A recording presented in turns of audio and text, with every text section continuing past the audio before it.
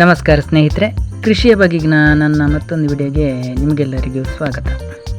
ಈ ದಿನ ನಾನು ರಬ್ಬರ್ ತೋಟವನ್ನು ಹೇಗೆ ನಿರ್ವಹಣೆ ಮಾಡಬೇಕು, ಅದರ ಕಳೆಯನ್ನು ಹೇಗೆ ತೆಗಿಬೇಕು, ನಾವು ಕಳೆ ತೆಗೆದರೆ ಏನು ನಷ್ಟವಿದೆ, ಕಳೆ ತೆಗೆದರೆ ಏನು ಲಾಭವಿದೆ, ಈ ಬಗ್ಗೆ ನನಗೆ ತಿಳಿದಿರುವಂತಹ ಸ್ವಲ್ಪ ಮಾಹಿತಿಯನ್ನು ನಾನು ನಿಮ್ಮೊಂದಿಗೆ ಹಂಚಿಕೊಳ್ತೇನೆ ಸ್ನೇಹಿತರೆ.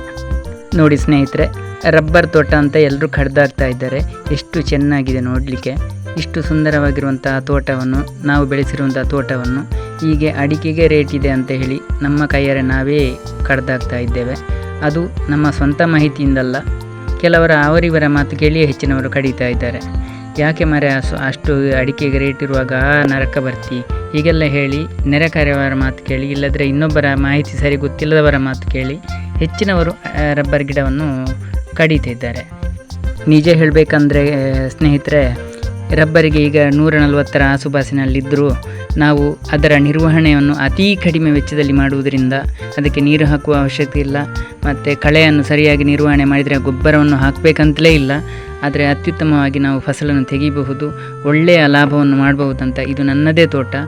ಈ ನನ್ನ ತೋಟದಲ್ಲಿ ಕೇವಲ 250 ಗಿಡ ಇದೆ ಸ್ನೇಹಿತರೆ.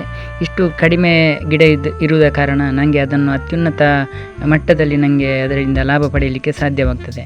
ಹೆಚ್ಚಿನ ಕೃಷಿಕರೆಲ್ಲ ಸೋತದ್ದು ಹೇಗೆ ಅಂದರೆ, ಇದ್ದ ಬದ್ದ ಜಾಗದಲ್ಲ ರಬ್ಬರ್ ಗಿಡವನ್ನೇ ನೆಟ್ಟು ಅದು ಫಸಲು ಬರುವ ಟೈಮಲ್ಲಿ ಟ್ಯಾಪಿಂಗ್ನವರ ಕೊರತೆಯಿಂದ, ಅದಕ್ಕಿಂತ ಹೆಚ್ಚಿನದಾಗಿ ಮಾಹಿತಿಯ ಕೊರತೆಯಿಂದ, ರಬ್ಬರ್ ಗಿಡವನ್ನು ಸಾಕುವ ಮಾಹಿತಿಯ ಕೊರತೆಯಿಂದ ಅದನ್ನು ಹೆಚ್ಚಿನವರೆಲ್ಲ ಕಡಿಯುವ ಹಂತಕ್ಕೆ ಬಂದು ತಲುಪಿಯಾಗಿದೆ ಸ್ನೇಹಿತರೆ. ಹೆಚ್ಚಿನವರು ಕಡಿದೇ ಆಗಿದೆ.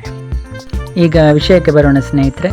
ಮಳೆಗಾಲದಲ್ಲಿ ಟ್ಯಾಪಿಂಗ್ ಮಾಡಿದವರು ಇನ್ನು ನವೆಂಬರ್ ತಿಂಗಳಲ್ಲಿ ಟ್ಯಾಪಿಂಗನ್ನು ಪ್ರಾರಂಭಿಸಬಹುದು.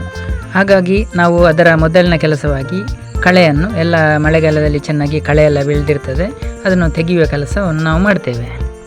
ಹೀಗೆ ಕಳೆ ತೆಗೆಯುವಾಗ ನಾವು ಮಾಡುವ ಸಣ್ಣ ತಪ್ಪಿನಿಂದಾಗಿ ನಮಗೆ ಒಂದು 20% ನಮಗೆ ರಬ್ಬರ್ ಹಾಲು ಕಡಿಮೆ ಸಿಗ್ತದೆ ಸ್ನೇಹಿತರೆ. ನಾವು ಮಾಡುವ ಒಂದು ಮಾಹಿತಿಯ ಕೊರತೆಯಿಂದ ಇರ್ಬೋದು, ಇಲ್ಲದಿದ್ದರೆ ನಾವು ತೋಟವನ್ನು ಸ್ವಚ್ಛ ಮಾಡುವ ಒಂದು ಭರದಿಂದಿರ್ಬೋದು, ನಾವು ಇಡೀ ಕಳೆಯನ್ನೆಲ್ಲ ಕ್ಲೀನಾಗಿ ಸ್ವಚ್ಛ ಮಾಡಿ ತೋಟವನ್ನು ಒಪ್ಪವರನಾಗಿ ಮಾಡ್ತೇವೆ ಸ್ನೇಹಿತರೆ. ಹೀಗೆ ಮಾಡುವುದರಿಂದ ನಮಗೆ ತೋಟದಲ್ಲಿರುವ ನಮಗೆ ಸಿಗುವ ಹಾಲಿನಲ್ಲಿ 20% ನಮಗೆ ಹಾಲು ಕಮ್ಮಿ ಸಿಗ್ತದೆ ಸ್ನೇಹಿತರೆ. ಇದು ಹೇಗೆ ಅಂತ ಬನ್ನಿ ತಿಳಿಯೋಣ ಸ್ನೇಹಿತರೆ. ನಾವು ರಬ್ಬರ್ ತೋಟಕ್ಕೆ ಯಾವುದೇ ಕಾರಣಕ್ಕೂ ನೀರನ್ನಂತೂ ಹಾಕುವುದಿಲ್ಲ. ಯಾವುದೇ ಗಿಡ ಬೆಳವಣಿಗೆ ಆಗಬೇಕಾದ್ರೂ ನೀರು, ಗೊಬ್ಬರ ಎಲ್ಲ ಅಗತ್ಯವಾಗಿ ಅದಕ್ಕೆ ಬೇಕಾದಂತಹ ವಸ್ತುಗಳು. ಸಾಧಾರಣವಾಗಿ ಒಂದು ಶೀಟ್ ತಯಾರಿಸಬೇಕಾದ್ರೆ ನಾವು 2 ಲೀಟರ್ನವರೆಗೆ ಹಾಲು ಹಾಕ್ತೇವೆ. ಅದರಲ್ಲಿ ನಾವು ಒಣಗಿಸಿದಾಗ 600 ಗ್ರಾಮ್ಸ್ನವರೆಗೆ ನಮಗೆ ಒಣ ರಬ್ಬರ್ ಸಿಗ್ತದೆ.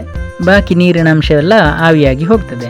ಹಾಗಾದರೆ ಸ್ನೇಹಿತರೆ, ಇಷ್ಟು ನೀರು ನಾವು ನೀರನ್ನೇ ಹಾಕದಿದ್ದರೂ ಅದು ಭೂಮಿಯಿಂದ ಅಷ್ಟು ನೀರನ್ನು ಅದು ಬೇರುಗಳೆಲ್ಲ ಹೀರಿಕೊಂಡು ನಮಗೆ ರಬ್ಬರ್ ಹಾಲನ್ನು ತಯಾರಿಸಿಕೊಡ್ತದೆ ಸ್ನೇಹಿತರೆ. ಈ ಕಳೆ ಅಂತ ಹೇಳ್ತೇವಲ್ಲ, ಇದೊಂದು ಕಳೆ ಅಂತ ಹೇಳಬೇಕಾಗಿಲ್ಲ, ಇದೊಂದು ಬೆಳೆ ಅಂತಲೇ ಹೇಳ್ಬೋದು.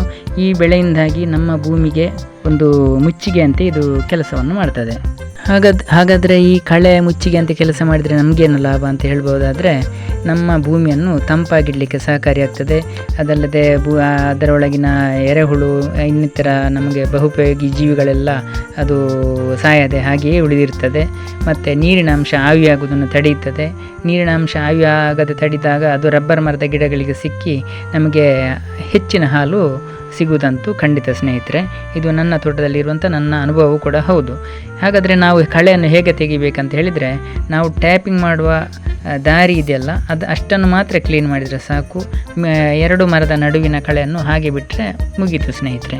ನಮಗೆ ಕಳೆ ತೆಗೆಯುವ ಕೆಲಸವೂ ಉಳಿಯಿತು, ರಬ್ಬರ್ ಹಾಲು ಹೆಚ್ಚಾಯಿತು, ಭೂಮಿಯ ಫಲವತ್ತತೆಯೂ ಜಾಸ್ತಿ ಆಗ್ತದೆ. ನಮಸ್ಕಾರ ಸ್ನೇಹಿತರೆ, ನಾನು ದಿನೇಶ್ ಕೊಕ್ಕಡ. ನನ್ನ ಈ ಕೃಷಿ ಮಾಹಿತಿ ನಿಮಗೆಲ್ಲ ಇಷ್ಟವಾಗಿದ್ದಲ್ಲಿ ದಯವಿಟ್ಟು ನನ್ನ ಚಾನಲನ್ನು ಸಬ್ಸ್ಕ್ರೈಬ್ ಮಾಡಿ, ಹಾಗೂ ಈ ಮಾಹಿತಿಯನ್ನು ನಿಮ್ಮ ಕೃಷಿಕ ಮಿತ್ರರಿಗೂ ಕಳುಹಿಸಿ ಅವರು ಸಬ್ಸ್ಕ್ರೈಬ್ ಮಾಡಲಿ, ಹಾಗೂ ಒಂದು ಲೈಕ್ ಕೊಡಿ ಸ್ನೇಹಿತರೆ. ಧನ್ಯವಾದಗಳು.